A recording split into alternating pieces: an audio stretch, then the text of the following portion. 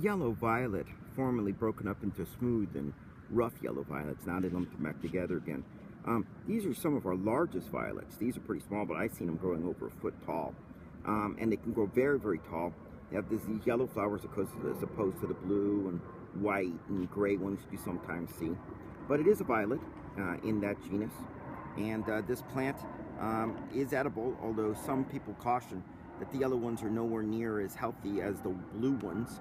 They're supposed to have vitamin C, but these particular ones are supposed to also have some additional properties.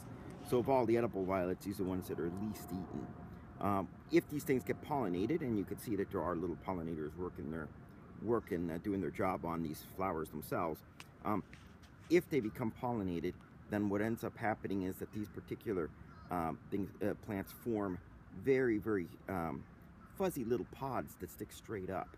And that is also very distinctive on this particular type of violet as opposed to many of the other ones. So it's a woodland violet. You don't see it growing out in the open very often. It likes wet areas, and it produces these little fuzzy pods and is one of the taller ones. And luckily we don't have to decipher now smooth versus rough. They used to be, whether or not they had a lot of hairs on the inside of the petals or not. The ones around here used to be smooth yellow violets, but now we can just call them yellow violets.